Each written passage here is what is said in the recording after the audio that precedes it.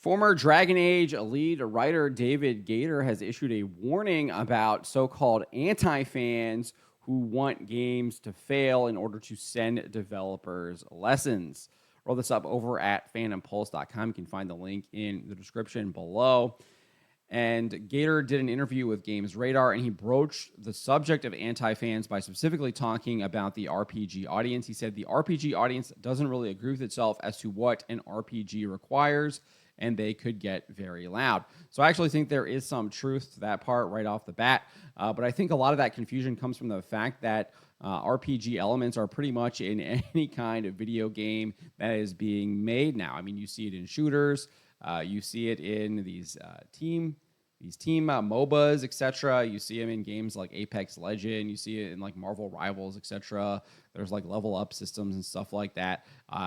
Pretty much any type of genre now has some kind of RPG elements in it. And I think that does make it a little bit more difficult in order to determine what is an RPG, whereas you go back, I don't know, 2-3 decades ago, it was a lot more simpler, a lot easier to differentiate between the different genres. There wasn't as much kind of bleeding over, crossover, mixing between the various different genres. So I think that is where a lot of the problem stems from. Then obviously you have the different types of RPGs as well. And I think there are certain people that like different types of RPGs. Like certain people will like an action RPG over, say, a strategy role-playing RPG. Something like Final Fantasy Tactics isn't everyone's cup of tea. And then obviously you have the more traditional turn-based JRPGs. I'm thinking like Persona 5, etc., that are different from, say, an action RPG. And then you even have like the first-person RPGs like Skyrim, etc., that are different as well.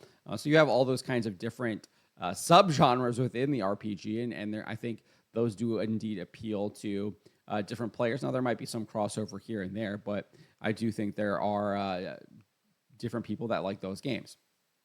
Anyways, he then goes on and says, the difficulty is if suddenly you end up with anti-fans. Then they turn from what you want, fans who would go out and spread word of your game and get people interested.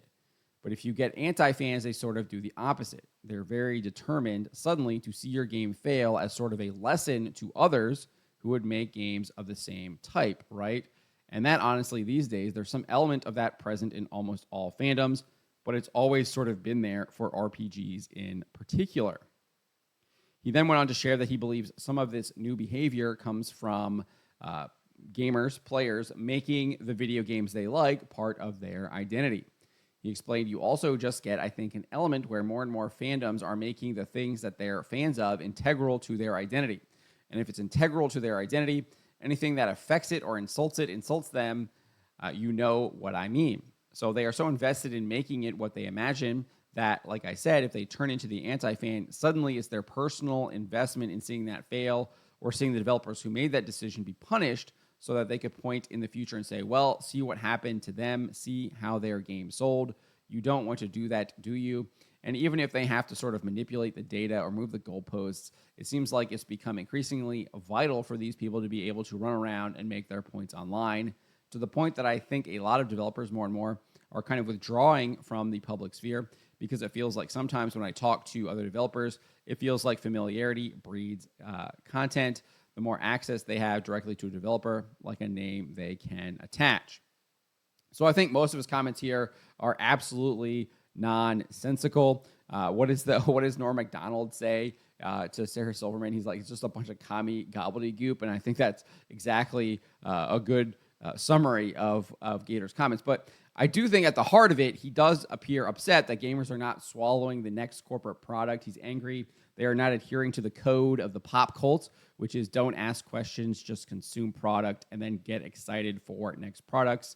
I think we really see that here when he talks about the anti-fans and that you want fans who are going to go out and spread word of your game and get people interested. They're just like, oh, we're just going to consume the product and be excited for the next product. But if you get people who are not going to do that, do the opposite, and are questioning the game that you've made, pointing out flaws in the game, pointing out that you're trying to push a message with the game, etc., that's a problem. that's a problem. So he's really unhappy that people are not buying into this motto anymore, and more people are not doing this. They're not actively engaging in this kind of don't ask questions, just consume product and then get excited for next products mentality. As far as his comments about gamers wanting games to fail, this appears to be a new narrative in order to shame gamers. We've really kind of seen this kind of crop up over the last year, given the fact that gamers were actually organizing en masse. Now, also, obviously, I think there were obviously specific gamers being organized. You can point to Cabrutus Rambo's Steam curator list. The Sweet Baby Inc. one had over like, I think close to 500,000 people following that. And then I would also argue there was clearly like even more engaging in what I would call a soft boycott of games that were being developed by Sweet Baby Inc. or looked like they had been infected by the same ideology that Sweet Baby Inc. was trying to infect in all the games that they worked on. And we saw the results of that coordination. I mean, these games absolutely failed, and the studio started laying off their employees. I think the biggest example of that last year was Concord and Firewalk Studios. I don't think that game, if memory serves, even made it in a month after it was shut down by PlayStation and Sony. And then obviously you can go back to the beginning of last year and look at Suicide Squad, Kill the Justice League, and how that has failed, and it's absolutely tanked Warner Brothers Games' entire video game division just a year after they had the massive success of Hogwarts Legacy. So I think that's a new narrative that we're seeing. And so he's just trying to, he's just using the same narrative and is trying to do so to shame gamers. However, there's nothing wrong with wanting games to fail. And in fact, there is cause to rejoice in some of these games failing, especially if they are games like Dragon Age the Veilguard and they are promoting objective evils like gender ideology. And this is all stuff that has been addressed by people much smarter than myself, people like St. Thomas Aquinas. He addressed this in the Summa Theologia supplement to the third part in question 94. Now, obviously, it wasn't specifically about video games, but he addresses this question, whether the blessed rejoice in the punishment of the wicked. And this is what he argues. The thing may be a matter of rejoicing in two ways. First, directly when one rejoices in a thing as such, and thus the saints will not rejoice in the punishment of the wicked. Secondly, indirectly, by reason, namely of something annexed to it, and in this way the saints will rejoice in the punishment of the wicked by considering therein the order of divine justice and their own deliverance, which will fill them with joy. And thus the divine justice and their own deliverance will be the direct cause of the joy of the blessed, while the punishment of the damned will cause it indirectly. He elaborates, saying, it is not praiseworthy in a wayfarer to rejoice in another's afflictions as such, yet it is praiseworthy if he rejoice in them as having something annexed.